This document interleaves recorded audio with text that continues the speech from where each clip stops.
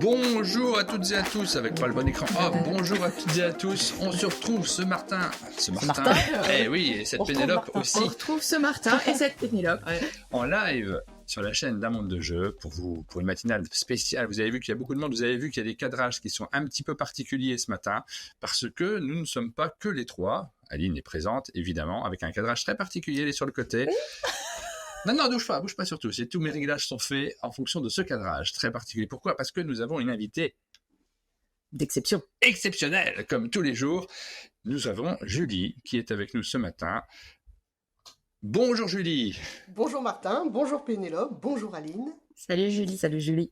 Nous faisons une matinale à 4, donc du coup ce matin pour vous parler des boutiques ludiques notamment, vous parler du top des ventes des boutiques ludiques, pour vous parler aussi de la boutique Partageux à Maubeuge. La boutique Partageux à Maubeuge, une petite boutique dans une pas si petite ville que ça. En fait, Maubeuge, il y a beaucoup d'habitants, surtout si on intègre toute l'agglomération du nord de la France, que vous ne connaissez pas forcément, vous, qui nous regardez, mais que l'on connaît très très bien, nous, qui réalisons cette émission. Aline, tu connais Maubeuge ? Je connais Maubeuge, j'y suis née. Voilà. Oui, mais moi aussi je connais Maubeuge, j'y suis né aussi. Et toi, Pénélope ? Vous êtes nés tous les deux à Maubeuge ? Oui. Ce qui explique qu'on soit rencontrés à Maubeuge. Ah ouais, quand même. Oui. Non, moi j'y suis pas née. Et toi, Julie, tu es née à Maubeuge ? Non, du tout, non. Je suis originaire de Fourmies. Ah, mais c'est pas très loin. Oui. Mais non, c'est pas loin. On t'accepte, viens. Ah, super. C'est très gentil, merci. Une équipe de nordistes ce matin et Pénélope. Et moi. Je suis née à Meudon. C'est pas. Ah, c'est nul. Oui, c'est même pas Paris, mais c'est pas loin. Alors bon, c'est des villes qui sont c'est des villes plutôt du nord hein, quand même, malgré tout. Voilà, Meudon, on reste au-dessus de. Et Fourmies, sa célèbre course cycliste notamment.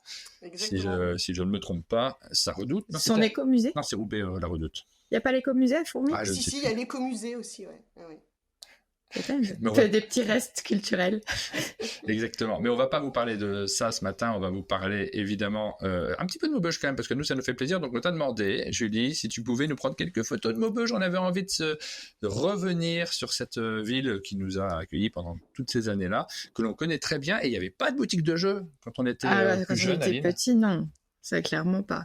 Je me demande si là où tu es basé, quand on était petit, c'était pas un magasin de bricolage juste à côté et que, tu vois, ça ne Je devrait sais qu'il y vraiment avait rien un à voir. maquettiste, mais c'était un maquettiste il y a ça très me dit quelque longtemps.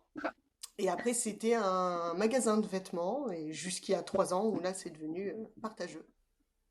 Où c'est devenu Partageux, donc une boutique de jeux de société. On va pouvoir vous parler de jeux de société, on va vous parler du top du GBL, forcément. On est super curieux de savoir quels sont les jeux qui se sont le mieux vendus. Vous voyez le menu qui est indiqué en bas de notre écran, un petit tour à Maubeuge, le top du GBL, le top des nouveaux jeux. Alors, nouveauté, merci beaucoup au groupement des boutiques ludiques qui nous ont partagé aussi le top des jeux qui viennent d'arriver en août et septembre. Aline, c'est ça, hein, Oui, en fait, c'était un top, mais qui ne concerne que les nouveautés, c'est-à-dire les nouvelles entrées dans les boutiques en août et septembre. Et du coup, c'est chouette de voir. C'est chouette de voir ça parce que on sort des jeux récurrents du top qu'on connaît un peu et pour lesquels on se demande toujours s'il va y avoir bataille pour la première place. Et qui squattent le top, faut le dire. Il y en a qui sont installés, quoi. Et je vous avoue que c'était un peu une envie de ma part aussi, puisqu'on voit qu'on a toujours les mêmes jeux, les deux, trois premiers, ce sont les mêmes naturellement, et nous, on est aussi centré, et c'est l'un des intérêts, c'est ce qui fait du jeu de société un domaine culturel. On est centré aussi sur la nouveauté, naturellement, c'est les raisons pour lesquelles revenir dans sa boutique très régulièrement, venir vous voir, le vendredi notamment, le fameux jour des sorties, puisque ça y est, on commence à parler du vendredi comme un jour de sortie particulier, même si des jeux arrivent parfois en dehors de ces dates-là. La visite...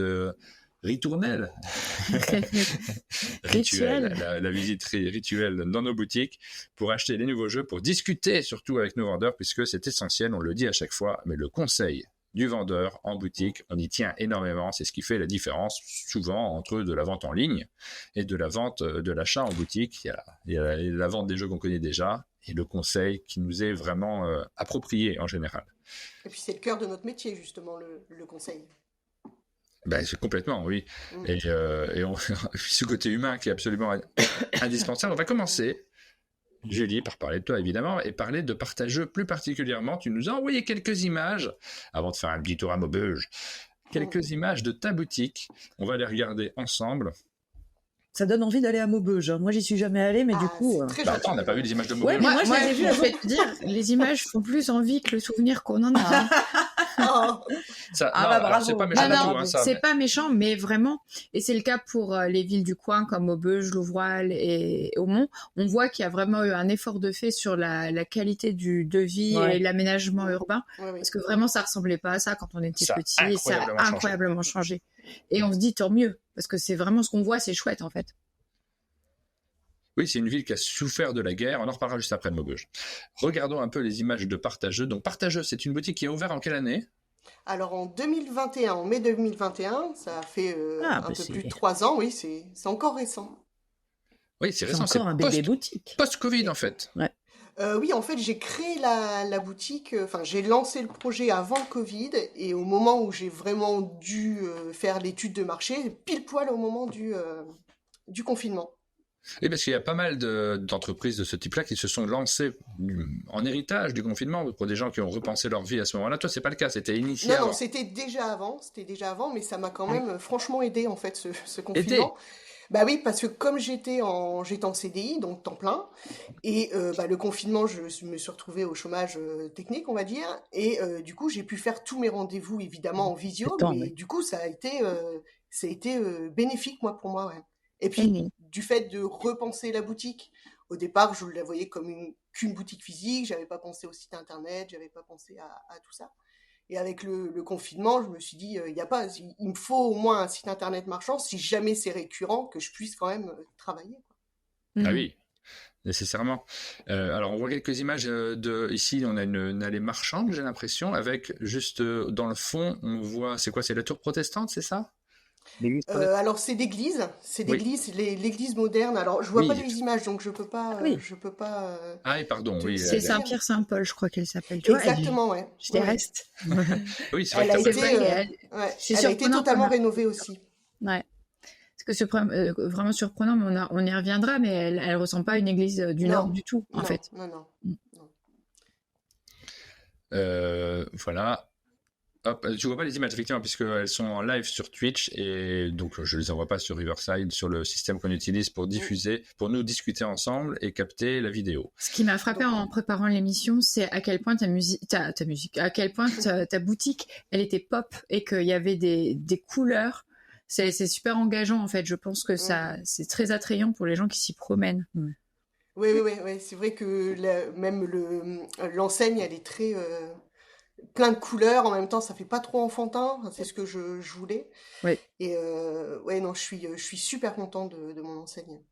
C'est parce que par petites touches, on a comme ça du Avec jaune, des- du orange, du rouge et c'est gai, en fait. Avec des petites flèches au sol pour pas se perdre. Alors oui, C'est alors pas des ça, flèches, c'est des marqueurs, si, non? si, C'est non, non, non, si, c'est des flèches. Pénélope C'est un a sens de raison. visite. Exactement, j'ai voulu faire un peu comme Ikea. Et non, mais en fait, au départ, j'ai été obligée parce que quand j'ai ouvert, ça a été j'ai ouvert donc au mois de mai, quand tous les commerces dits essentiels ont pu rouvrir. Oui. Et il fallait que je fasse un sens de circulation, ce que je trouvais complètement ridicule. Ma boutique fait 40 mètres Oui, carrés. ben, oui. Donc, mais j'étais obligée de le faire et je ne les ai jamais enlevés. Mais écoute, moi je pense que ça guide pour la balade N'oubliez ludique. pas cette étagère là-bas au fond. Voilà, c'est ça. Exactement, ouais. Nous avons des commentaires sur le chat parce que forcément vous nous accompagnez ce matin. Merci à tous ceux qui sont présents. Et Ding Loops nous dit les Savoyards que nous serons à Maubeuge mardi. Il y a des gens qui se baladent à Maubeuge et ils rajoutent nous ne sommes jamais rentrés dans une boutique ludique. C'est possible ça, quand on est passionné Mon par Dieu. le jeu de société, de ne pas être rentré dans une boutique ludique. C'est donc possible. Peut-être mardi, du coup, mardi, tu auras peut-être des Savoyards. Il Avec faudra vous grand présenter plaisir. comme tel. Et Avec que grand plaisir, oui. Oui, et puis alors rentrer dans les boutiques ludiques, c'est vrai que moi c'est une sorte de pèlerinage. C'est vrai, ouais. Quand je vais dans une ville, j'ai toujours ce réflexe d'aller faire un petit pèlerinage dans la boutique ludique du coin, dans la boutique de BD du coin. Avant, j'allais dans les Fnac et ce genre de magasins aussi pour l'informatique. C'est tôt le matin quand même. Ouais, et puis du tout, maintenant, c'est vrai que ça, l'informatique, on est passé beaucoup sur des achats sur Internet parce que le conseil du vendeur est un peu moins utile que sur Internet, notamment. Donc, j'y vais moins, j'ai plus ce pèlerinage-là, mais par contre, je suis toujours très attaché à la vie des boutiques puisque là, et on insiste beaucoup dessus, les images que vous voyez, ce sont aussi une mise en scène du jeu de société, une façon de vivre le jeu. Il y a un aspect de vécu à l'intérieur. C'est pas ces boutiques froides que sont les grandes surfaces du type Fnac, parfois Cultura, où c'est toujours les mêmes rayons dans toutes les villes. Il n'y a pas de différence. On a une vraie différence dans nos boutiques ludiques selon les lieux. Ça change toutes les semaines. En plus, surtout en ce moment, là, on a une flopée de nouveautés. Donc Ah vous bon? pouvez venir dans la boutique un petit peu. Vous pouvez venir en boutique aujourd'hui, revenir dans 15 jours, le rayonnage sera pas du tout pareil. Enfin, Oui, ça c'est fou, hein, Et les sur la rayons. ouais, table là, pardon. Pardon. Non, vas-y. Vas-y, Sur vas-y. la table ouais, là, tu changes l'exposition que tu fais des jeux assez régulièrement, exactement, j'imagine. exactement. Là, ça a encore changé par rapport aux photos que je vous ai envoyées. Il me semble que c'était Marie Curie et Et espace ou encore. Spot, Ouais. exact. Et ça a encore changé. Là, c'est Pizzaren qui est au programme en ce moment. Pizza Reine, je connais pas ce jeu. Alors, Déconne. c'est un jeu de pichenette, un jeu Ah oui. d'ambiance et de pichenette avec des pizzas où la guerre des ananas ou olives s'affronte. Team Goldust, Olive. Goldust nous dit dès que je vais dans une ville que je ne connais pas, je vais direct dans la boutique ludique pour découvrir forcément les jeux qui y sont présentés. On a ce réflexe beaucoup d'entre nous Ouais. de se promener. Je vous conseille vraiment de le faire. Et puis des fois, on a des surprises incroyables. Moi, je me souviens de quand je suis allé dans la boutique Archi Chouette à Lyon. Je ne sais pas si vous l'avez déjà vu. Cette boutique-là, incroyable, avec une architecture qui n'est pas du tout la même que d'autres boutiques. Même il y a des petites boutiques qui n'ont À pas d'architecture Montpellier aussi, particulière, mais qui ont elle est des, assez incroyable, la boutique de jeux. oui, il y en a plein qui sont extraordinaires, qu'on a envie de voir à chaque fois. Et dès que tu rentres, tu as une atmosphère, tu as quelque chose de particulier. Et des fois, tu as les lieux sur lesquels les gens peuvent jouer, puisque certaines boutiques ont des tables. Est-ce que c'est pas le cas chez toi, je crois? Non, non, c'est beaucoup trop petit et je ne peux pas, pour une question de sécurité PMR, je peux pas mettre de table assise. C'est pour ça que j'ai Oui. mis des tables un peu hautes où je peux exposer des jeux que je peux expliquer plus longuement. Mais non, Mais j'ai il y a pas une la terrasse. possibilité. Alors oui, je suis sur une place qui a été rénovée. Donc l'été, quand le temps me permet, je demande à la mairie l'autorisation de m'y installer. Donc là, pour le coup, les gens peuvent venir jouer dehors. Mm. Festival de jeux toute l'année. Ouais, ça fait très Enfin, ville tout de l'été. vacances du coup, quand tu vois ce Oui, genre de oui, oui, choses. ouais, ouais. Mm. Bon, chose que je peux pas faire en hiver, évidemment, pour des raisons Je évidentes. comprends pas. Il fait froid dans le nord? Alors non, mais Ouais, il fait... Non, mais c'est le sud du nord, on a dit. oui, oui, oui, merci Pénia. Alors nous, on est parti vers une région avec beaucoup de forêts. Il y en a aussi des forêts dans le nord. La différence, Ouais. c'est que les forêts sont souvent privées dans le nord. Ici, elles sont publiques. Enfin, communales, plus exactement. Et je ne sais pas pourquoi je raconte ça, mais ça me semblait absolument indispensable de vous donner cette petite anecdote et ce détail qui est essentiel. Il y a plus de forêts ici que dans le nord, c'est important. Ici, en Franche-Comté, on a déménagé, on est des exilés, nous, mais on pense souvent à notre nord de la France, dans lequel on a vécu pendant tellement d'années. Au lycée Pierre Forest, effectivement, on a Meuleux qui nous dit « J'avais vu que vous étiez de l'Avesnois ». Nous, moi, j'ai grandi à Sollerine, un tout petit village. Je ne sais pas si tu connais Sollerine. C'est Alors vraiment tout petit. deux noms, mais j'arrive plus ou moins à le situer, mais je n'y suis jamais allée. C'est 15 km de Maubeuge, près de Sort-le-Château. Alors, c'est un petit coin qui est un peu vallonné quand même, parce que le nord de la France n'est pas forcément beaucoup ce plat pays qui est le nôtre, Dine. Ouais. Moi, je vois qu'il y a beaucoup de gens qui viennent du nord dans le chat. Je me demande si la météo y est pour quelque chose. Alors, est-ce que la météo fait qu'on joue plus dans le nord? J'ai une théorie là-dessus, moi. J'ai une théorie qui est fausse, forcément, et je vais me faire incendier par énormément de gens du sud. Mais dans le nord, effectivement, le fait que les gens dans le cœur, qu'on soit beaucoup à l'intérieur, ça a amené pendant un certain temps une culture, en tout cas geek notamment, que ce en bande dessinée, parce que moi j'ai commencé par la bande dessinée beaucoup mon univers geek, et en bande dessinée on parlait de la bande dessinée franco-belge qui était essentiellement pendant très longtemps de la bande dessinée nordiste, parisienne et bruxelloise, donc c'est toute cette région nord de la France. Quand tu as une plage et du soleil, pourquoi lire des BD, j'ai envie de dire.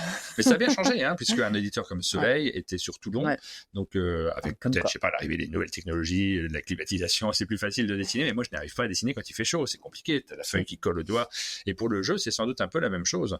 Il y a peut-être plus de raisons de trouver des occupations d'intérieur quand on est dans le nord que quand on est dans le sud. Je dis ça, et peut-être que c'est une idée reçue, faut pas non plus toujours dire n'importe quoi. Merci pour les photos que tu nous as envoyées, Julie, du nord de Maubeuge en tout cas plus particulièrement, et là ça nous a amené, Aline et moi, à se dire ça a drôlement changé Maubeuge. On a pas mal de photos qu'on est en train de montrer là tout de suite de la ville. T'as pris des photos de l'église aussi? C'est l'église, ça? Non, c'est la salle Strauss. Mais en fait, nous, on la connaît pas parce que c'était un bâtiment qui était fermé quand on était enfant et adolescent. C'est très beau. C'est un bâtiment Art Nouveau. Art Nouveau, exactement, c'est ça, ouais. Qu'ils ont en fait totalement rénové comme elle était à l'époque, en fait. Donc avec les mêmes matériaux, etc. Ouais, la salle est absolument sublime. Ça fait une belle couverture de jeu, ça, comme... Avec des Et du coup, vitraux. c'est une salle de spectacle, c'est une salle Oui, d'exposition?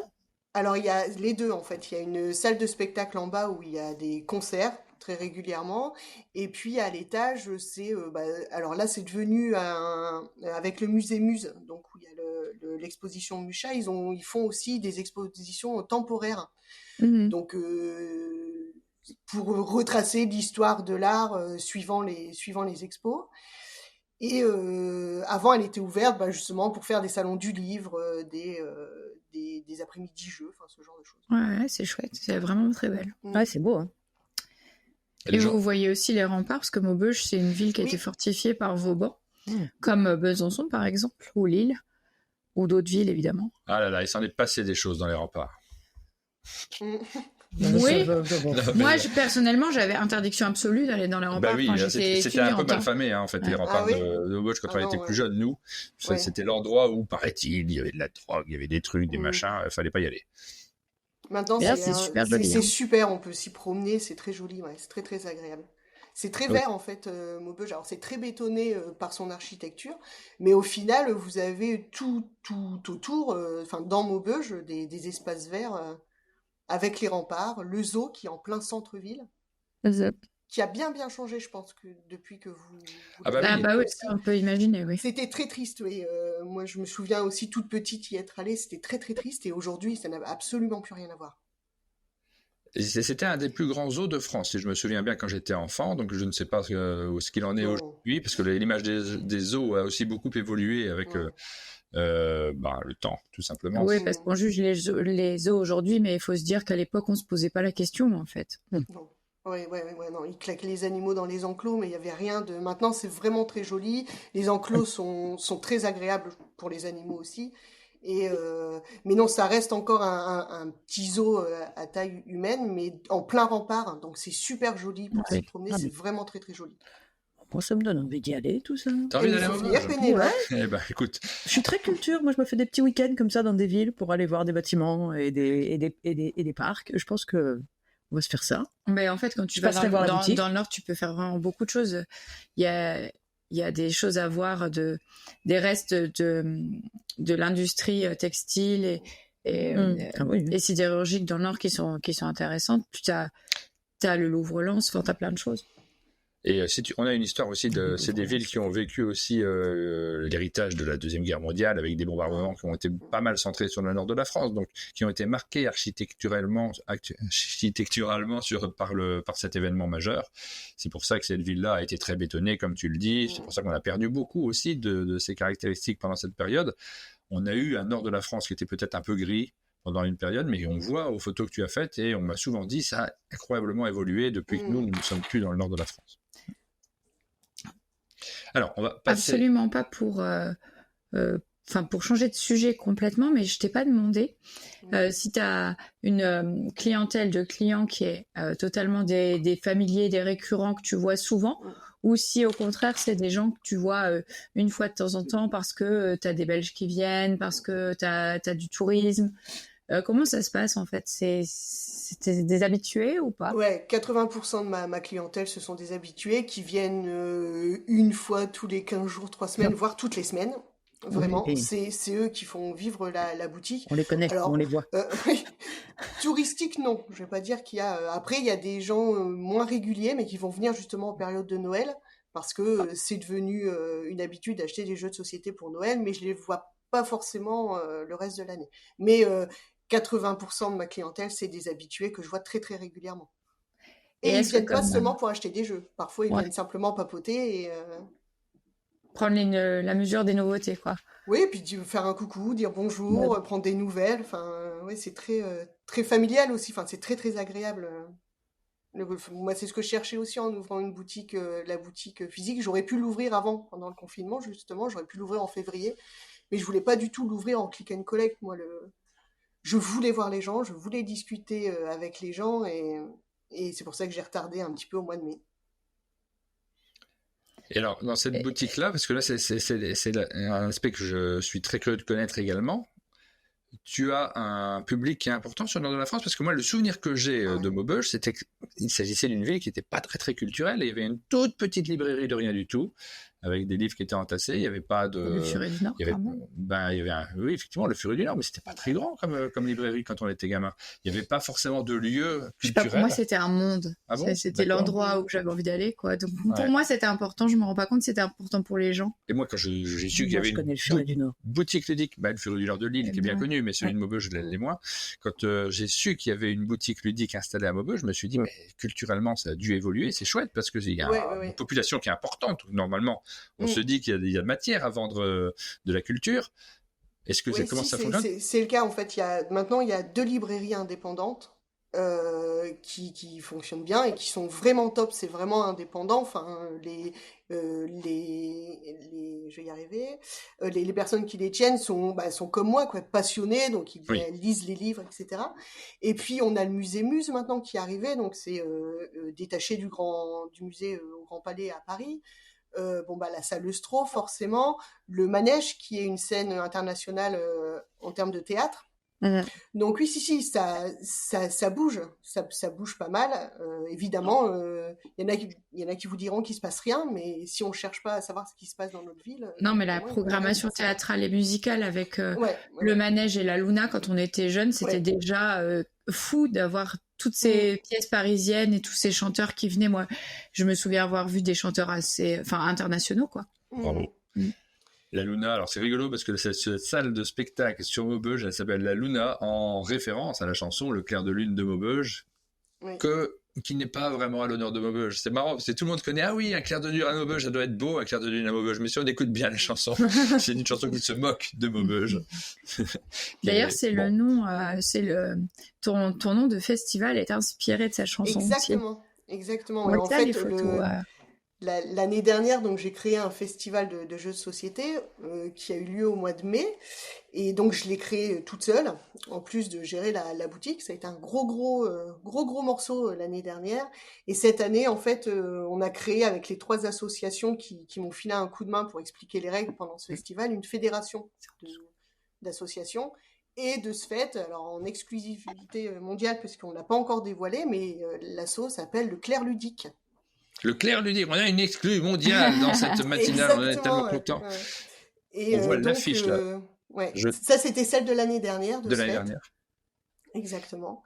Et cette année, on revient avec le 17 et 18 mai. Si vous voulez venir, évidemment, vous êtes les bienvenus. Alors, très belle salle. J'ai un problème sur le 17 et 18 mai, je dois bien l'avouer quand même, c'est qu'il y a beaucoup d'événements en mai, j'ai l'impression. J'aurais pas été contre, mais je crois qu'il y a un festival à Toulouse, on s'est un peu engagé pour y aller. Donc, ça va être, alors c'est le week-end d'avant, le festival de Toulouse. Et le 17 et 18 mai, si je ne me trompe pas, il y a une convention organisée par Bruno Feduti. Ah, c'est sur ces dates-là. Oui, un peu, hein. Oui, d'ailleurs, la salle du haut, c'est très beau comme bâtiment. C'est très très joli. Ouais, ça c'est la Porte de Mons. C'est une salle, pareil, c'est une salle de réception et où il se passe pas mal de salons. Et en dessous, vous avez l'office de tourisme. Donc là, vous avez dû voir le bâtiment sur les photos. Il y a une grande place pavée avec un énorme bâtiment. Et c'est la Porte de Mons. C'est là que ça a eu lieu. C'est classe. C'est toujours agréable de jouer dans des beaux endroits. Oui. Et puis en intérieur. Et les briques, c'est joli. Hein. Les briques, les fameuses briques du Nord auxquelles je suis attaché. Moi. Et donc, du coup, c'est pas le seul événement parce que tu participes au marché nocturne et à des événements de la ville, en fait, marché de Noël, etc. Exactement, je fais partie aussi de l'association Maubeuge Shopping. Donc, c'est un regroupement de commerçants de Maubeuge. Et on organise très régulièrement, donc on fait le marché nocturne l'été, fin d'été. On fait le marché de Noël, exactement, évidemment. Et de ce fait, je participe un peu à tout ça aussi. Dans la mesure du possible, puisque je gère toute seule la boutique, je dois quand je fais ces salons-là, il faut que je ferme la boutique, en fait. Ça en fait du boulot. Hein. C'est pas mal, ouais, je fais quelques heures. Hein. Toute seule sur la boutique, Oui, c'est impressionnant parce qu'il y a beaucoup de choses à gérer, évidemment. Alors, on va parler du top du GBL, puisque c'est aussi l'objet de cette émission. On va vous parler des meilleures ventes dans nos boutiques ludiques, pas que la tienne, c'est-à-dire que toutes les boutiques envoient leurs informations sur leur vente, et mois par mois, le GBL nous communique les jeux qui se sont le mieux vendus. On le sait. Pénélope me regarde en disant je suis à l'écran. Mais non, c'est surtout c'est toi qui parles. C'est moi qui parle. Je pourrais faire du lip syncing, mais t'aurais dû le faire. Ouais, ça aurait été drôle, je pense. Exactement. Et tu sais, depuis le début de l'émission, moi je suis stressé parce que je me rends compte que j'ai oublié d'allumer les lumières derrière nous. Je me disais, c'est pas comme dame les lumières, mais personne n'a rien vu en fait. Ça passe très bien. C'est lui. Et est-ce que tu suis en bas sur le chapitrage? Mais il marche pas, mais j'essaie de suivre. J'essaie de le mettre quand même. Alors, on va vous parler du top des boutiques ludiques. On reviendra aussi sur tes jeux préférés, parce que tu as peut-être des jeux que tu vends même en dehors de ce top. Il ne faudra pas hésiter à nous le dire également, mais on va commencer directement. Alors, par le top, toute catégorie, celui qu'on connaît par cœur maintenant, puisque c'est celui qui concerne tous les jeux et qui, jusqu'à présent, met ces derniers temps à l'honneur en top 1 et 2. Et on va regarder lesquels sont présents et dans quel ordre. En général, Skyjo et... Trio. C'est souvent ces deux jeux-là qu'on trouve aux premières places. On verra bien. Donc on va faire un décompte, on part de 10. On va partir de 10 et on va te laisser annoncer, Julie, quel est le 10e jeu qui s'est le mieux vendu dans nos boutiques ludiques, toutes catégories confondues. Alors il s'agit de Harmonie, ce jeu de construction de paysages et de combinaison, donc est illustré par Maeva Da Silva, qui a eu d'ailleurs le prix de l'illustration lors de la remise des prix du groupement des boutiques ludiques. Oui, on en était ravis aussi. Oui. Et elle aussi, je pense, elle avait l'air assez émue quand elle a reçu le prix. C'était très chouette à voir. Il y a toute une histoire autour de ce jeu et autour de son parcours aussi chez Libellude. Donc effectivement, ces prix servent à ça aussi, à récompenser les acteurs qui sont présents et qui travaillent, les créatifs. Que l'on essaye de défendre tous, les créatifs dans le monde du jeu. Et elle en fait partie, l'éditeur en fait partie. Ce sont des gens qui ont énormément travaillé sur le jeu. Elle a remporté ce prix, cette mise en avant, et c'était, je dois le dire aussi, un excellent choix. Oui. Donc ce jeu, 100%. voilà, c'est le 10e jeu de ce classement. Vous le remonterez vite, mais on va pas s'attarder plus que ça sur chacun de ces jeux. C'est le plaisir de partager avec vous. En tout cas, il est au rendez-vous de nos boutiques ludiques. Quel est le 9e jeu? Alors, il s'agit de Sea Salt and Pepper, un autre jeu illustré de façon très originale, petit jeu de cartes, de collection de cartes et de prise de risque, à base d'origami. Oui, alors l'illustration est à base d'origami. Oui, gros travail, évidemment. Gros travail visuel chez Bombix, il y a toujours un gros travail visuel chez eux. Oui, c'est très très chouette. Petit jeu qui correspond à la tendance de la période, parce qu'effectivement, on a beaucoup de petits jeux en ce moment dans les boutiques ludiques notamment, mais dans les paniers des joueurs, de manière générale, ça correspond peut-être aussi au budget des joueurs, qui a peut-être, je ne sais pas si le panier moyen a baissé, mais en tout cas, il y a une proportion à acheter des petits jeux. Par contre, c'est intéressant de voir qu'il s'installe aussi dans la durée, celui-là, parce que ça fait un petit moment qu'il est sorti, Sea Salt and Pepper, donc c'est chouette de voir On dit toujours que les jeux, ils n'arrivent plus à s'installer sur la durée, et que c'est toujours les mêmes classiques. Alors oui, mais il y en a qui quand même y arrivent, quoi. Oui, il est sorti en septembre 2022. Ça fait déjà 2 ans. Le 8e jeu? Alors, 2 pommes, 3 pains. Là, on est plus sur un jeu d'ambiance où il va falloir compter les pommes et les pains. Jusque-là, tout va bien, sauf qu'il y a des petits switches qui vont arriver, comme les pommes de pain, les pains au lait, etc. Oui, celui-ci, il est assez casse-tête. Enfin, moi, je sais que ça me stresse à mort, ce genre de jeu. Ouais, moi, je reconnais la qualité du jeu, mais c'est pas pour moi, j'y arrive pas. Ah, c'est drôle. Ça me met en PLS complètement. Moi, je le vois presque comme une blague. C'est rigolo de le voir comme un casse-tête. Moi, je vois vraiment la grosse blague. Et non, mais j'ai bien compris que c'était une blague, le jeu, mais c'est juste, ça fonctionne pas avec mon esprit, quoi. Mais tu vois, moi, quand il est sorti, je me disais, ça va faire marrer tout le monde. Et puis, pareil, ça va pas s'installer dans le temps. Et en fait, je suis très surprise de le voir dans les meilleures ventes. C'est une curiosité aussi, ça explique peut-être. Mais Julie, là où ça s'installe aussi, c'est dans vos conseils, en réalité, parce que c'est un jeu que vous savez conseiller, vous savez pour quel public il s'adresse. Oui, et même au festival, je crois que c'est le jeu que j'ai le plus vendu, celui-ci. Parce que forcément, après, il y a toute l'animation qui a été mise derrière, où ça rigolait à la table, donc les gens venaient, etc. Mais ouais, celui-ci, le premier jour, j'étais dévalisée. Ouais, il y a le côté blague mais derrière, il y a un vrai jeu quand même, malgré tout. En tout cas, ça fait partie de ces jeux tribus dont on peut y jouer avec son groupe qui est habitué aux jeux, qui sont experts et qui se marrent sur les mécaniques. On enchaîne avec le numéro 7. Mais c'est chouette de voir aussi que c'est une petite maison d'édition, tu vois. Pardon, j'ai pas entendu le numéro 7. Toujours un jeu de cartes, Courtisan. Courtisan. Donc Courtisan, c'est le jeu qui est signé par Romaric Galloni et Anthony Perron, qui est publié par Catch-Up Games. Très joliment illustré très aussi. Très joli jeu, ouais. C'est Noémie Chevalier, c'est ça? C'est, si je dis pas de bêtises. Pour l'illustratrice. C'est exact, oui, c'est ça. C'est elle. Et donc c'est un jeu qu'on a plaisir, j'imagine, à vendre, parce que là c'est aussi le plaisir d'avoir un matériel qui est super chic dans ce jeu-là, dans cette petite boîte. Oui, puis il a eu une hype à sa sortie parce qu'il est tombé très très vite en rupture. Donc tout le monde le cherchait, tout le monde le voulait. Et moi je sais que j'ai pas pu en avoir à la première vague par exemple. C'était assez frustrant pour moi, mais bon, c'est tout. Mais oui, si, ça se vend bien et puis ça s'explique assez rapidement aussi. Pour les joueurs ou non-joueurs, enfin des gens un peu moins joueurs, c'est facile à mettre en place. On passe au numéro 6. Alors encore plus facile à mettre en place, le cluster. Alors celui-ci, on le voit toujours dans le classement des boutiques ludiques, toujours très très bien placé. Nous, on en parle peu. Ça fait partie Pénélope. C'est pas le genre de jeu qu'on évoque régulièrement. Jamais. Je crois que jamais.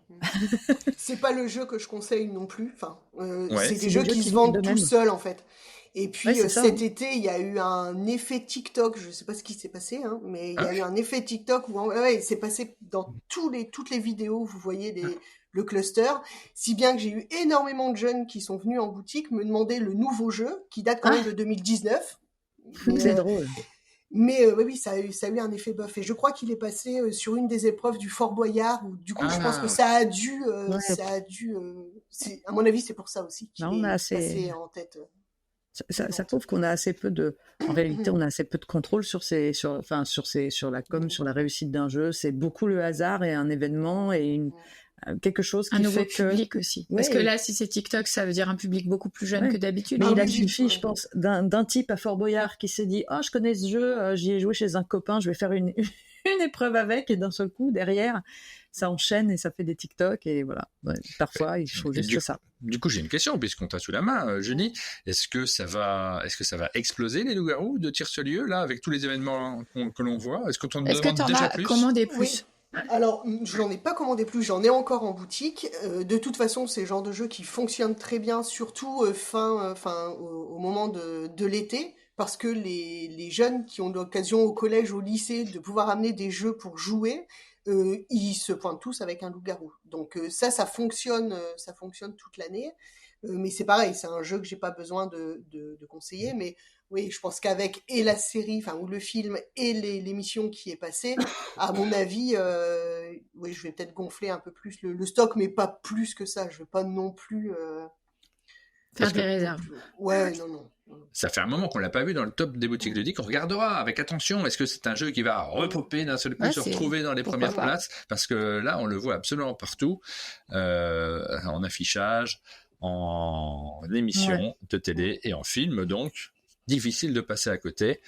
Et le secteur du jeu de société reste un petit secteur, c'est sûr qu'on aime bien aussi, nous, c'est un secteur de passionnés. Est-ce que cet abattage médiatique va se concrétiser en vente accélérée? On passe au numéro 5. Ça nous amène quand même des clients qui sont pas habitués à pousser la porte des boutiques ludiques quand même et qui découvrent de ce fait, moi les gens qui sont pas habitués, qui viennent, ils disent waouh, mais on savait pas qu'il en existait autant. Ils sont toujours impressionnés par le nombre et encore j'ai pas tout moi, par le nombre de jeux de société qui existent, quoi. Numéro 5. Cracklist. Cracklist. Ce petit jeu de cartes un peu petit bac Uno qui fonctionne depuis sa sortie. De toute façon, c'est toujours vendu. Là, je suis. Il est toujours dans le top 5. C'est fou. Toujours très bien. Moi, je les découvre. Pardon, je suis désolée, je suis assez peu les tops de vente. Mais je trouve ça hyper informatif, en fait, par rapport à ce que moi, j'imagine. Donc, un jeu de Pierre Faucon. Cracklist, ça marche super bien. Hein. Les enfants, les ados, ils adorent. Un jeu de Pierre Faucon qui est édité par Yaka Studio et qui, effectivement, tu l'as dit en 2 mots, type Uno. C'est facile aussi à expliquer et à présenter pour un public qui arrive en disant moi j'aime bien le Uno ou moi j'aime bien le petit bac. C'est un jeu qui vient immédiatement à l'esprit. Et puis c'est intergénérationnel, vous pouvez y jouer avec absolument tout le monde. Dès lors où vous savez lire et écrire, ça fonctionne en fait. Et ce sont, je le vois sur le chat, et effectivement des jeux qui ont été soutenus beaucoup par des pubs sur les réseaux sociaux. D'accord. Ça, effectivement, cette catégorie de jeux, il y en a quelques-uns dans cette catégorie, ont profité aussi d'un mode de communication nouveau. Le numéro 4, on s'approche du podium. un de mes coups de cœur de cette année, le Château Combo. Ah oui. Ah, ça c'est une nouveauté, le Château Combo de Grégory Grard et Mathieu Roussel, un jeu assez simple, mais qui, pour les joueurs experts, vont avoir l'impression effectivement qu'il s'agit d'un jeu, bon, c'est simple ce qu'il y a sur la table, il ne va pas y avoir des stratégies multiples et variées, mais c'est très très accessible, et en fait, on ne se rend pas compte à quel point ce type de jeu permet d'amener un nouveau public aussi à découvrir tous les jeux dont on parle régulièrement, nous, sur nos chaînes. C'est des jeux qui ont vraiment intrinsèquement des mécaniques qui sont déjà des mécaniques très avancées. Oui. La construction de tableau... Pardon, excuse-moi Pénélope. Non, pardon. Vas-y Julie, vas-y. Dans la construction de tableau, c'est vrai qu'il y a beaucoup de jeux experts où on fait justement de la construction de tableau et ça amène un peu à cette mécanique de jeu. Et puis c'est hyper malin, c'est super simple. En même temps, le choix est parfois assez cornélien. Je prends quel personnage? Est-ce que je défausse une clé pour changer? C'est très très chouette. En fait, c'est exactement ça. C'est-à-dire que c'est le genre de jeu qui contredit tout ce qu'on dit quand on dit il faudrait que les jeux soient plus originaux, etc. Lui, il est exactement dans des mécaniques connues, il est dans des rails qu'on connaît parfaitement. Sauf que voilà, le secret d'un bon jeu, c'est des cartes bien équilibrées, c'est des pouvoirs intéressants. C'est ce qui fait que dans ce jeu, on a envie de prendre toutes les cartes. Et parfois, c'est ça qui manque dans ces jeux-là, c'est qu'il y a des jeux où on se dit ah ouais mais ça sert à rien, ça sert à rien. Et là, en fait, on est tendu à chaque tour, donc c'est pour ça qu'il est fort, Château Combo. Moi j'aime beaucoup aussi. Il est fort pour la sensation qu'il te crée en tant que joueur. C'est ça. Et puis de fait qu'il n'y ait que des cartes uniques, donc 78 cartes uniques. Tout à fait. Forcément, même si j'en prends pas une, celle-ci elle sera perdue à jamais. Exactement. Entre guillemets, on ne pourra jamais aller la récupérer quoi. Et moi, je l'ai vu critiquer parfois au début par des gens qui nous disent oui, bon, bof. Et en fait, non, il y a toute une richesse dedans qu'on n'imagine pas aussi par rapport à tous ces joueurs dont on fait partie, nous aussi, mais qui c'est un condensé de ludisme. Oui, tout à fait. Château Combo, numéro 4 de ce classement. On passe au podium. Exactement. Ah, je croyais que tu allais faire un petit roulement de tambour, mais non, c'était juste une petite toux. Ah oui, non, mais là, je tousse un peu. On a Pierrot qui nous dit c'est le jeu préféré de mon fils en ce moment, Château Combo. Quel est le numéro 3, Julie? Décale. Toujours Décale. Avec des cartes. Encore un jeu de 2024. Oui. Donc là, c'est un jeu de cartes et d'agencement de combinaisons. En gros, il va falloir faire le moins de points possible, un peu à la Skyjo, en retournant des cartes et en les décalant pour faire correspondre des valeurs identiques entre elles, enfin côte à côte, pour les éliminer justement. Et celui-ci, nous, en tant que ludicaires, on savait que ça allait faire un carton. Je vous ai regardé hier où vous en parlez en disant c'est dingue, on savait, il est arrivé de nulle part. Nous, dès que les commerciaux, en tout cas de Gigamic, nous les ont présentés, on s'est dit ouais, allez, ça va fonctionner. En plus, avec la nouvelle boîte un peu biseautée, ça, ouais. Je pense que les gens ont acheté aussi tous les nouveaux jeux de boîte parce que le boîtage est original et puis elles sont vraiment très jolies ces boîtes. 100 000 exemplaires vendus, on en parlait. Oui, on en parlait hier. On en parlait hier dans les Actus Ludiques. 100 000 exemplaires vendus sur ce jeu, c'est assez surprenant pour nous parce que là on était surpris. C'est pas sur la qualité du jeu, c'est sur le fait que on se dit peut-être le filon est épuisé de ce type de jeu, mais en fait non. Se dire que dans le top 3 il y a 2 jeux quand même qui sont relativement proches au niveau des mécaniques, c'est quand même c'est que ça doit être une mécanique qui marche vraiment très très bien auprès du grand public. Pour nous, moi, c'est vraiment tellement pas mon cœur de joueuse ni de mon entourage de joueurs. Mais ça dépend, ça dépend, parce que tu vois, il y a Pierrot qui pose la question sur le chat, vous êtes plutôt Décale ou Château Combo, et aussitôt, on a Maxime qui dit Décale, Maxime. Moi, je suis plutôt Château Combo. Moi, je suis plutôt Château Combo aussi, oui, mais voilà. Ça c'est une affaire de goût. C'est le genre de jeu qu'en fait, nous, je crois que la question... on ne conseille même pas, en fait. Les gens viennent pour l'acheter. Ils n'ont pas besoin d'un conseil. Je ne vous vois plus. Tu ne nous vois plus? Non. Ah, c'est parce que la batterie de mon téléphone est faible. Ne t'inquiète pas. Voilà. Je crois que la question, quand il demandait Décale ou Château Combo, c'était par rapport au nombre de ventes. Et Philibert répondait que c'était Décale qui avait fait 100 000 ventes et pas Château Combo. D'accord, pardon, pardon. Voilà. Toutes mes excuses. En tout cas, voilà, le jeu s'installe et tu nous dis les boîtes biseau, ça a bien marché parce que nous, on a reçu Gigamic au moment où ils se posaient la question et où ils nous ont dit d'ailleurs, bon, pour nos classiques, on va rester sur les boîtes métal parce que c'est très important, la relation qu'on a avec les boutiques ludiques, elle est essentielle, on ne veut pas perdre ça, ils sont très attachés aux boîtes métal. Et puis plus tard, ils sont revenus chez nous en nous disant, bon, on va tout passer en boîte biseau, j'ai l'impression que l'accueil est bon. C'est le cas?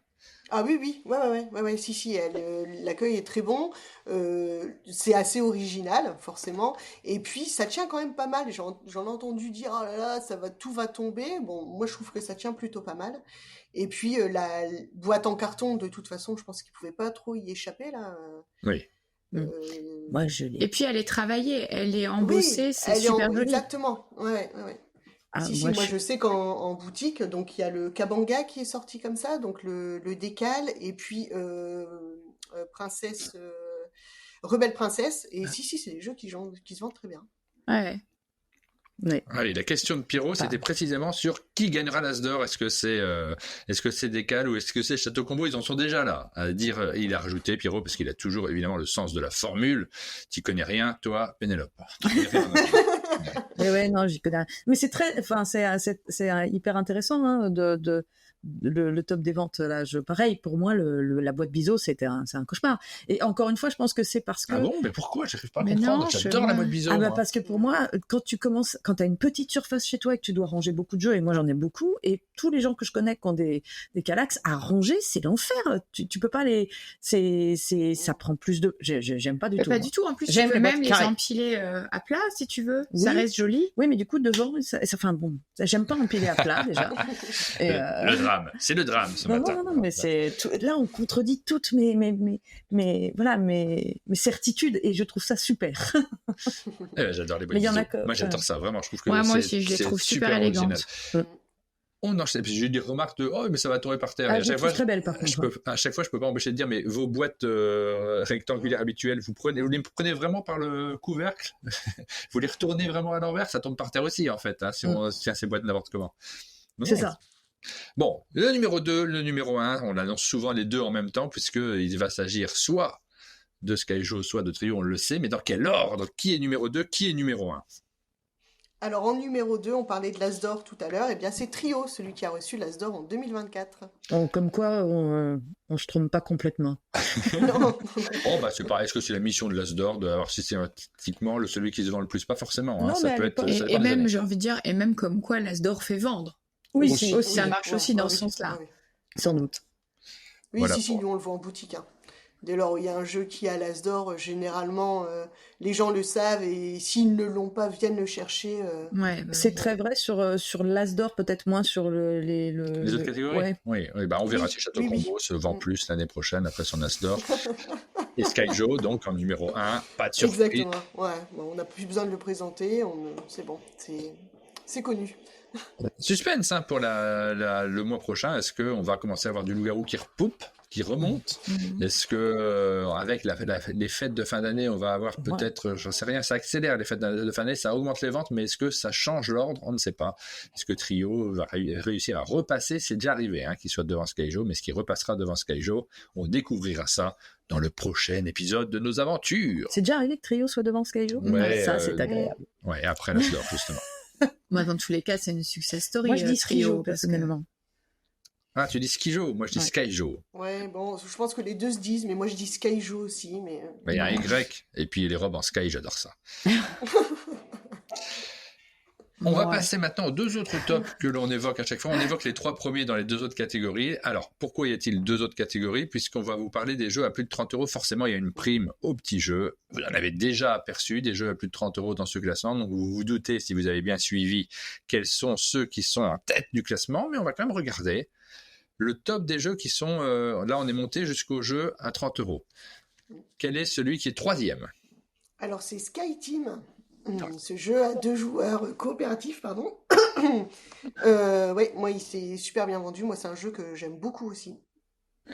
Donc, le jeu qui vous propose de faire atterrir des avions dans des aéroports en essayant de ne pas les faire cracher. C'est pas si simple que ça. C'est du coopératif pour 2 joueurs, mais avec une vraie tension dans le jeu de société qui a remporté. Communication limitée aussi, où on peut pas parler, donc c'est coop, mais... Il faut vraiment bien connaître son partenaire, quoi. J'aime bien la question dans le chat. Ouais, on a Maxime qui nous demande est-ce qu'on dit Sky Team ou Ski Team. Et le Tea Neurone en même temps, qui est moins rapide, le Tea Neurone, ça, je l'ai déjà dit, les gens dans le sud, le Tea Neurone est dans le sud, pas du tout. Pas du tout. Si, elle est dans le sud. Pas dans le sud, mais un peu plus bas. Les gens dans le sud sont moins rapides que les gens dans le nord. Maxime, il est à Strasbourg, forcément. On l'a dit, hein, on l'a dit. Non, mais ça y est, suivant. Je me suis fait disputer sur le chat sur mes idées reçues stupides. Je savais que c'était stupide, mais c'était mes théories à 2 balles. On enchaîne. Quel est le numéro 2? Le tout dernier unlock, Risky Adventure. Dès qu'il y a un unlock qui sort, généralement, ça fonctionne très très bien.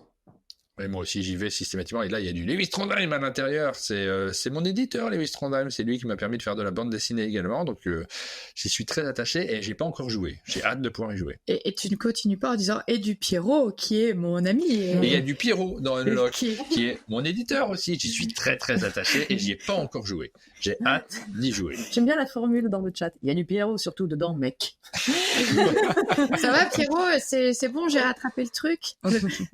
Mais oui, t'as raison, en plus, je sais pas pourquoi je l'ai pas dit. Celui du milieu, je sais pas qui c'est d'ailleurs. Tu sais, c'est très drôle parce que quand... C'est pas un copain. C'est une petite anecdote très personnelle, mais quand notre fils est arrivé dans son appartement d'étudiant, il y avait ce jeu sur la table. Et il a foncé sur le jeu. C'est un sacré appartement d'étudiant qui est à Ludovic Maublanc, disons. Ah oui, bon voilà. En arrivant dans la pièce, il a fait « Oh, génial, du Pierrot !» Pas du tout génial, du Lapino. Ouais, bah oui, voilà. Il y a 2 de mes éditeurs dedans, c'est fou. C'est incroyable, cette boîte d'unlock est indispensable. Ouais, je pense que tu devrais viser le 3e maintenant. Bah oui, je sais pas qui c'est. C'est pour ça, faut que je regarde. On peut regarder dessus. Cyril Bertin. Cyril Bertin, bah, j'espère qu'il va éditer un truc que je fais. On enchaîne avec le numéro 1, vous l'avez déjà vu dans le classement. Exactement, il s'agit de Harmonie. Ah. Voilà, on était dans le bon tempo pour Harmonie. Oui, on l'avait vu dans le top 10 tout court, donc forcément il était là. Exactement. Cette dédicace à Franck qui était là dernièrement. Toujours des blagues sur les chansons. On continue maintenant avec le top des jeux, cette fois-ci à plus de 50 €, pas sans limite de prix, au contraire. Les jeux à plus de 50 € parce que là, on a envie aussi de mettre en avant des plus gros jeux. Oui. Mais c'est les jeux qu'on conseille le plus, évidemment. Oui, familiaux, initiés, experts, là, pour le coup, c'est vraiment notre métier de les conseiller. Ouais. Bon. Est-ce que là, pour le coup, je serais moins surprise, tu vois Alors, quel est le numéro 3 Route. Oui, bien sûr. Le numéro 3, c'est... Alors, bien sûr, non, parce qu'il n'était pas dans les précédents classements. Pourquoi Route remonte comme ça? Qu'est-ce qui se passe sur Route? Alors, il y a une... Je ne sais pas si c'est vis-à-vis de... Enfin, je ne sais pas ce qui se passe dans les boutiques ludiques, mais il y a une grosse actu du côté de Call World. Il y a une sortie de Arx, qui est un nouveau jeu chez cet éditeur. Donc, peut-être que ça a relancé aussi l'intérêt autour de l'univers de cet éditeur. Voilà. Mais peut-être que je me trompe complètement. Oui, si, je pense qu'il y a de ça, mais il a été en rupture aussi. Donc je pense que comme sûr. il est revenu, les gens qui l'attendaient, qui ne l'avaient pas encore eu, se sont rués dessus. Quoi. Mais c'est un jeu qui a beaucoup de succès parmi les joueurs. Moi, je suis pas une... c'est très, très asymétrique. Oui. Et en fait, je continue de parler parce que Martin s'est levé de sa chaise et nous a abandonné. Sinon, on savait que c'était numéro 3. On a fait le tour. Voilà. J'explique que ma batterie est faible sur le téléphone sur lequel Julie est à notre retour. J'ai cherché mon chargeur que j'avais pris, je ne le retrouve pas tout de suite. À un moment, j'irai peut-être le chercher pour pas que Julie nous perde. Ça serait le drame. Ah oui, ce serait dommage. Oui. Donc on continue. Quel est le numéro 2 ? Un de mes chouchous aussi de cette année, Pirates de Maracaibo. Oui, très bien. Pirates de Maracaibo. Très bon. Je suis très content de le voir en 2e position. Je trouve que c'est une bonne nouvelle parce que je ne m'attendais pas forcément à ce qu'il soit aussi bien classé. Pirates de Maracaibo, un jeu dans lequel on va se déplacer sur des cartes qui composent le plateau. Il était très attendu celui-ci.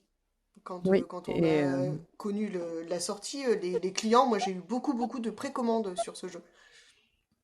Oui, puis il est c'est un vrai jeu expert. Oui, c'est un jeu expert, mais qui reste accessible, qui est dans un tarif abordable. Et puis cette année, il y a eu un peu moins de jeux experts. Donc, moi, je suis pas étonnée de le voir si haut. Il est très très agréable à jouer.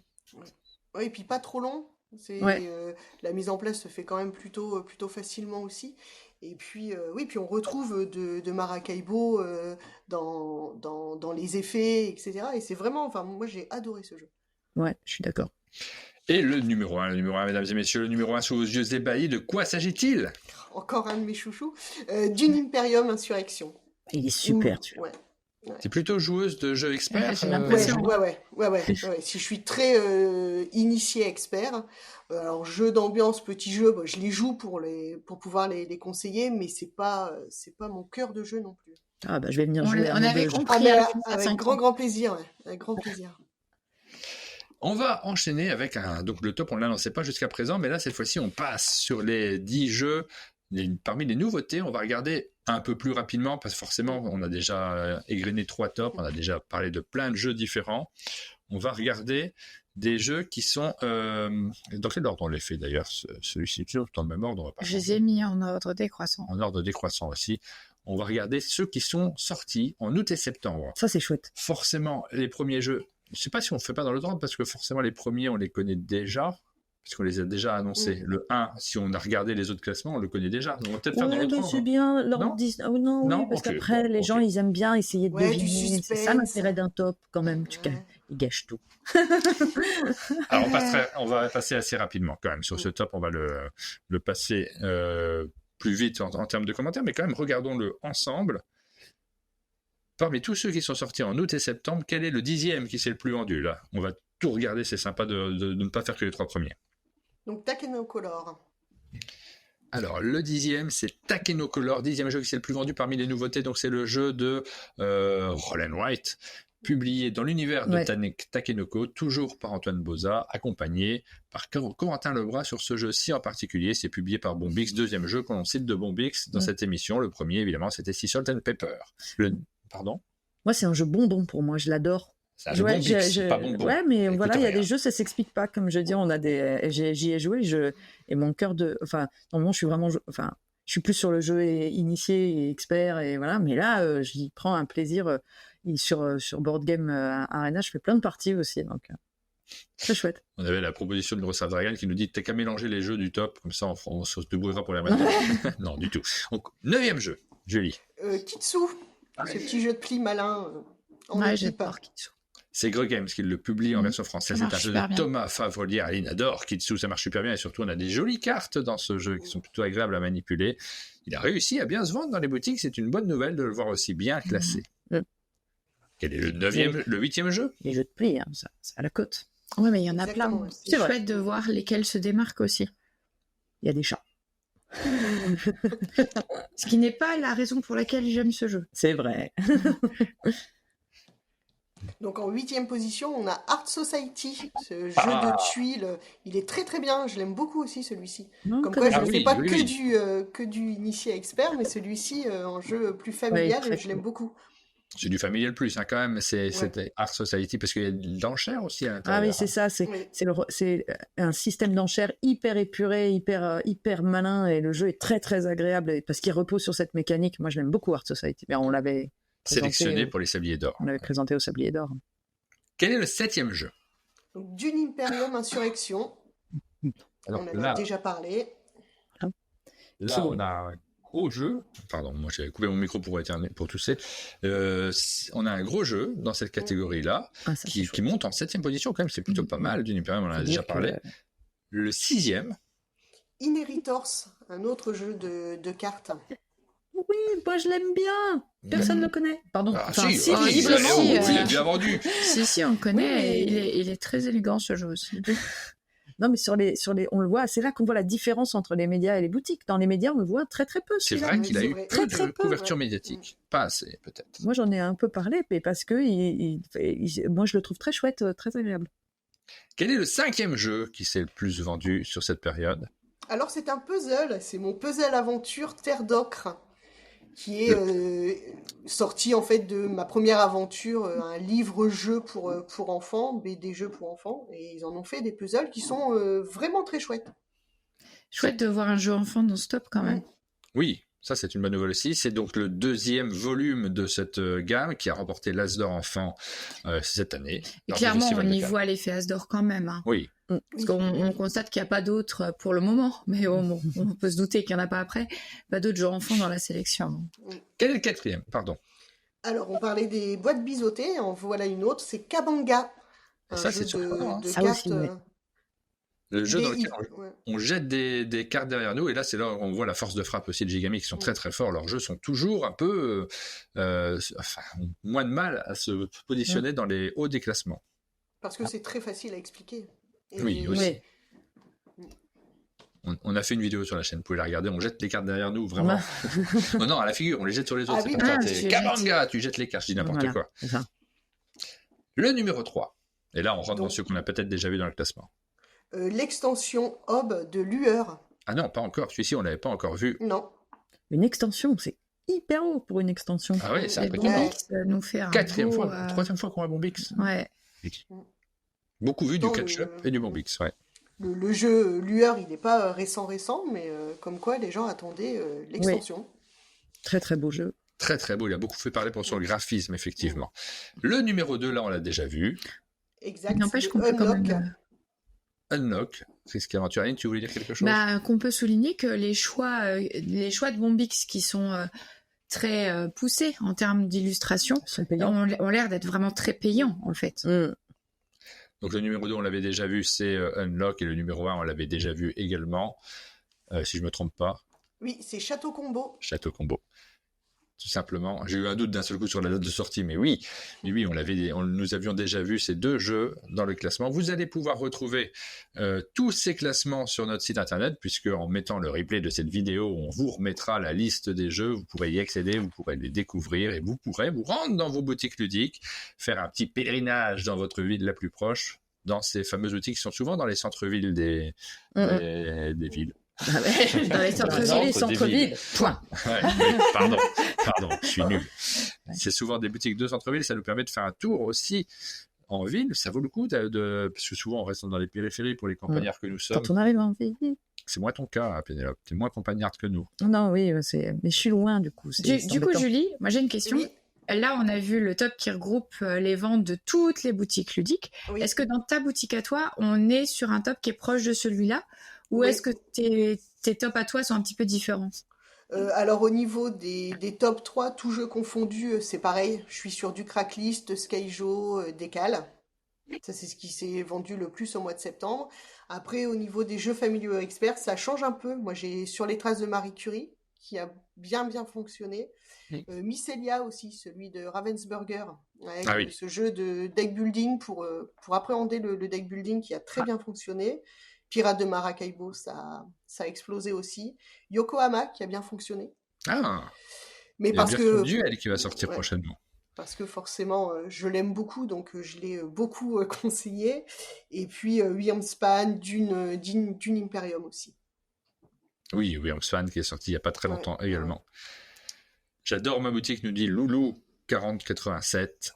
Passage toutes les 2 semaines, parfois juste pour faire un petit coucou. Ben oui, parce que le volet humain est essentiel aussi à l'échange. On n'achète pas nécessairement un jeu. Je pense que tu fais pas la tête aux gens quand ils repartent sans jeu. Du tout. Oui, il y en a beaucoup qui rentrent et qui regardent aussi. Oui, puis qui viennent juste nous parler. Ou parce qu'ils ont été à une soirée jeu et qui veulent venir nous raconter leur expérience, à quoi ils ont joué. C'est beaucoup d'échanges. Voilà, on discute beaucoup, surtout, nous dit Tornade. Effectivement, il y a pas mal de discussions. On a beaucoup de ludicaires qui sont présents sur le chat et qui nous parlent de leur expérience. On espère qu'on les recevra aussi dans cette émission parce que on adore ça, l'émission dans laquelle on se promène dans les boutiques. Moi, je vous avoue que ce que je préfère, il y a le top, évidemment, c'est une information qui est essentielle, mais ce que je préfère, c'est la petite promenade que l'on fait avant dans la ville et dans la boutique en elle-même pour pouvoir, on n'a pas toujours l'occasion de le faire en physique. Il faudra qu'on le fasse, Aline, un de ces quatre, prendre la caméra et venir en physique dans les villes que l'on visite pour vous ramener des images vivantes de nos différentes boutiques. Tous ces week-ends libres que vous avez. Ouais. J'aimerais bien. Et merci à Dorothée qui est présente sur le chat, qui dit vous envoyez vers les associations, merci. Je fais des pèlerinages jeux, nous dit Tornade. On arrive sur la fin de cette émission, de ce vendredi qu'on a passé ensemble pour vous parler de partageux et de faire un tour à Maubeuge. Je suis tellement content de l'avoir fait. Merci beaucoup, Julie, pour cette visite. Mais merci à vous pour l'invitation. C'était très, très chouette. Je suis très, très heureuse d'avoir été parmi vous aussi ce matin. Ah, merci, c'est trop gentil.